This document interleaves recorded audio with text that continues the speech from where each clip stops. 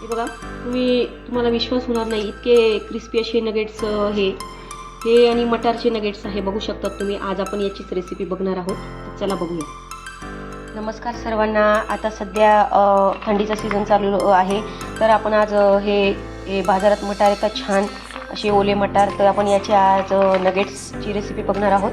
तर चला बघूया. त्याला मटारची जाड बारीक अशी पेस्ट करून घ्यायची आहे. खूप आपल्याला बारीक करायची नाही आहे, असे दाणेदारच ठेवायचे आहे. आणि त्यात मी थोडेसे लसूणच्या पाकळ्या टाकत आहे आणि बारीक करून घ्यायचे. बघा, असं 2 ते 3 मिनटं की फिरवायचं आहे मिक्सर आणि लगेच बंद करायचं आहे. असं जाडच ठेवायचं आहे. गॅसवर मी कढई ठेवलेली आहे. त्यात एक पळी मी छोटी पळी तेल टाकून घेतलेलं आहे. तेल टाकलं की 1 चमचा मी जिरे टाकत आहे. 2 चमचे तिळीचा वापर करायचा आहे, कारण तिळीने नगेट्सची चव खूप बेस्ट लागते, त्यामुळे आपल्याला तिळीचा वापर करायचा आहे. 1 चमचा मी इथं चिली फ्लेक्सचा वापर करत आहे. 1 चमचा चाट मसाला. जे मटार आपण बारीक करून घेतले होते ते टाकून घ्यायचे आहे आपल्याला आणि मिक्स करून घ्यायचे आहे. गॅस आपल्याला बारीकच ठेवायचा आहे. 2 ते 3 मिनटं झाले की मग हे टाकायचं आहे चवीनुसार आणि अजून 2 ते 3 मिनटं आपल्याला मटार व्यवस्थित बारीक गॅसवर होऊ द्यायचे आहे.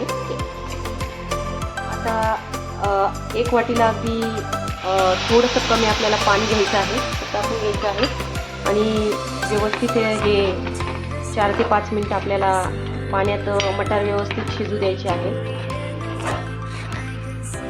5 मिनटं झालेले आहे आणि व्यवस्थित उकळी पण आलेली आहे.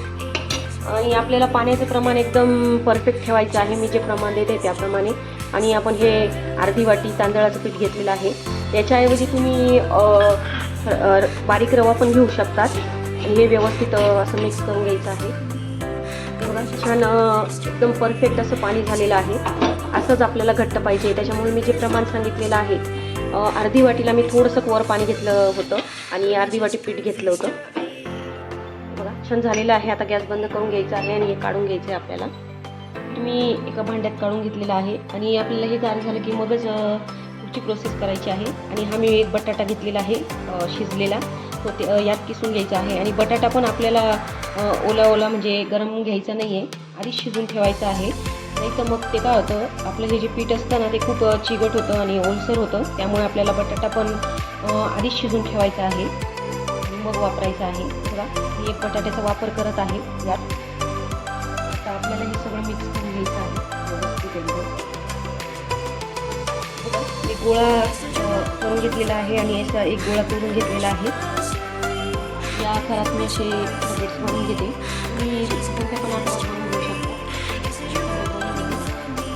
त्याच्यावर मी कॉर्नफ्लॉवर टाकलेला आहे आणि असं व्यवस्थित घुळून घ्यायचं आहे आपल्याला. हे याच्याने काय होतं की तेल पण जास्त घेत नाही आणि वरून अजून क्रिस्पी लागतात, त्यामुळे आपल्याला कॉर्नफ्लॉवर टाकायचं आहे वरून आणि असं घुळून घ्यायचं आहे त्यामध्ये. नगेट्स तळण्यासाठी मी तेल ठेवून घेतलेलं आहे आणि तेल आपल्याला कडक तापवून आणि मीडियम गॅस करायचा आहे. त्यामध्ये आपल्याला हे नगेट्स सोडायचे आहे आणि आपल्याला मीडियमच फ्लेमवर तळायचे आहे. गोल्डन ब्राऊन होईपर्यंत छान मीडियम फ्लेमवर तळून घ्यायचे आहे आपल्याला. क्रिस्पी असे नगेट्स तयार झालेले आहे आपले. तर आपले नगेट्स तयार झालेले आहे. नक्की ट्राय करा या पद्धतीने नगेट्सची रेसिपी. माझी व्हिडिओ आवडत असेल तर माझ्या चॅनलला सबस्क्राईब करा, लाईक्स करा, कमेंट करा आणि मला सपोर्ट करा. धन्यवाद.